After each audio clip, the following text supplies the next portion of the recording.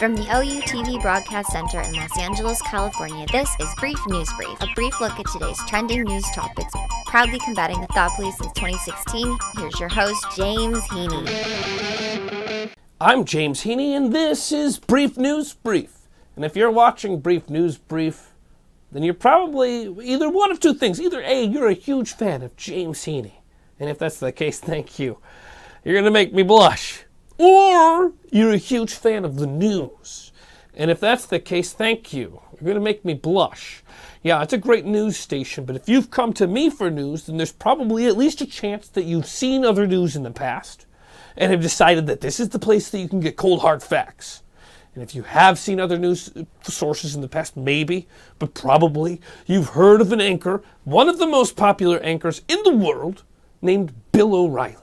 And if you've watched his show over the past couple decades, of which now he's on Fox, you may have heard him discussing something he likes to talk about called the culture war. Now, just pocket that thought for a moment. Over the weekend, the New York Times reported that Bill O'Reilly has paid out $13 million to address complaints women have made about him and his behavior. There's a total of 5 women who have received payouts from either Mr. O'Reilly or the company, Fox, for an exchange of agreement to not pursue litigation or speak out about their accusations against him. Now, last summer, in the wake of a sexual harassment scandal with Roger Ailes, Fox News said it did not tolerate behavior that disrespects women or contributes to an uncomfortable work environment.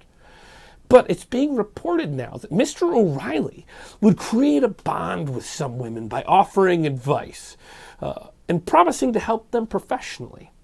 He would then pursue sexual relationships with them, causing them to fear that if they rebuffed him, their careers would stall. Now, that's like the classic story you hear in Hollywood. You don't expect it in journalism. Well, maybe you do. I didn't. Within the last decade, more and more women have entered the workforce. And as their numbers surge, their vulnerability to harassment has also actually increased. Harassment like verbal abuse, repeated lewd emails, texts, physical touching, or unwelcome comments about their behavior or what they're wearing. It's underreported, and people are given free rein because they don't qualify as criminal acts. It's sexual harassment. I mean, it's not a criminal act. I'm sure that there's forms of it if you're touching someone. That's assault. That's a criminal act. But some of these things dance a fine line. And sexual harassment is a clear form of gender discrimination based on sex. Bill O'Reilly has often complained that America is in this culture war, and this culture war is moving us to the left very quickly. Women demanding equal pay and not to be harassed at the workplace, liberal values. Now, as the left is surging, women are demanding basic equalities, like not to be called by their boss while their boss is masturbating, which is an alleged thing we've heard. It's, Bill O'Reilly is allegedly an abuser of his powers in multiple ways, not just that way. He was on Fox News. Before he was on Fox News, he was also on Inside Edition. And I'm sure we all remember this amazing thing. Please just watch this video. If you haven't seen it, it's going to blow your mind. Whatever it is, it's not right on a teleprompter. I don't know what that is. I've never seen that. No, there is. We are going to do Sting, yeah. Okay, but now I can't read it. There's no words on it. Okay. Ready? Sure. There's no words there. To play us out. What does that mean? To play us out. Sting is going to do. It's a video. Sting video. What is for credits? I don't know what that means. To play us out. What does that mean? To end the show? Yeah. Yeah. All right. Go. In 5, 4, 3. That's tomorrow, and that is it. In 5, 4, 3. That's tomorrow, and that is it for us today. And we will leave you with a. I can't do it. Okay. We'll do it live. Okay. We'll do it live. Fuck it. Do it live. I'll write it, and we'll do it live. Fucking thing sucks. Now, I know what you're thinking. You're thinking, James, that's not a video of Bill O'Reilly sexually harassing any women. Of course it's not. You don't want to see a video of that. This is a lot more entertaining than watching a YouTube video of Bill O'Reilly jerking off on the phone with a coworker, okay? So just be glad that's what you saw. Now, our new pussy-grabbing president has vowed his best to try to entangle former National Security Advisor Susan Rice in a myriad of scandal, with no evidence for merely doing her job. While day after day, the Trump administration's Russian connections get deeper and deeper, the culture war is intensifying. Men in power keep preying on women as sex objects or twisting facts to persecute those women who are on their way to power. It's such an egregious insult. You know, of course, it's an insult when women are trying to threaten men's power. We're looking at a re-emerging of the good old boys state, full of incredible selfishness. That's what's on display in America. And if traditional people don't start to stand up, we're going to become Sweden, right? No question about it. Or wait, maybe we want to be Sweden. Sweden is considered to be one of the countries with the greatest gender equality. Get ready for the brief news briefing. Yesterday there was a bombing in Russia, in St. Petersburg. It was a train bombing. The investigators are blaming it on a Russian nationalist from Kyrgyzstan. 14 people were killed and another 50 were wounded. There was a horrifying chemical attack in northwest Syria. Assad is being blamed for attacking his own people, killing 58 people and 11 children. Actually, those numbers are growing drastically. It's terrible. They're using, I thought it was chlorine gas, but maybe it's sarin gas. Nonetheless, people can't breathe. It's like cauterizing their lungs and they're suffocating to death. It makes me sick. This guy's an asshole. The terrorist in Russia is an asshole. They're not even very good at doing their asshole jobs. In America, over 1,000 people die every day doing what they love, smoking cigarettes. These guys are killing not big numbers because they're just assholes. They're nothing. They're a cockroach and we should stomp them out. Researchers at Stanford University have found that a California law that provides driver's license to unauthorized immigrants has improved traffic safety.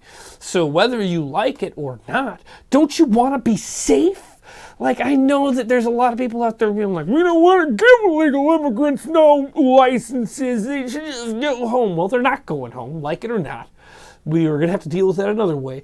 But wouldn't it beseech you? I don't know if that's the word. But isn't it a good idea to at least make it safer while they're here? If they have a license, they're going to drive safer. Why? Because they go and learn how to drive. You idiots that think it's a bad idea. Jared Kushner was in Iraq this week to receive briefings on military campaigns against ISIS, another group of assholes. Multiple White House and administration officials say Kushner has now eclipsed nearly all of Trump's West Wing and cabinet advisors in terms of influence, establishing himself as a clear key envoy for those outside of the administration. Sack swimmers, there's an app for that. A new smartphone app analyzes sperm count and motility to help wannabe parents conceive. 1 in 7 couples fails to get kiddied up, and half the time it's the man's fault.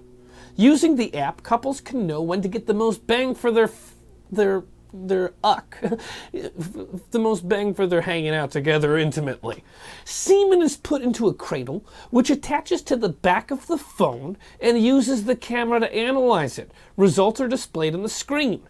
The system is super easy to use, and most guys already have their phones a little gummed up anyhow, right? News of the Weird predicts that an exciting new drinking game might be in the future for couples. And now it's your time to chime. Chime in on the Facebook discussion. Last week we asked, how do you feel about the Trump administration rolling back Obama-era climate policies? And overwhelmingly everybody seems like they feel pretty bad about it, not happy. But there was a couple things that I thought were really pointed out points. One was by my good buddy Chris J. Chris J says to us, these people literally have enough money to buy a spaceship to Mars. How much more do they need? When is enough enough? That's a great question, Chris.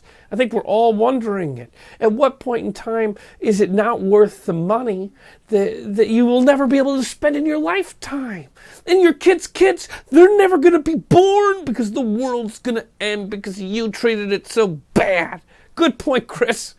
Good point. So if you want to keep in part of this discussion, go to facebook.com/briefnewsbrief.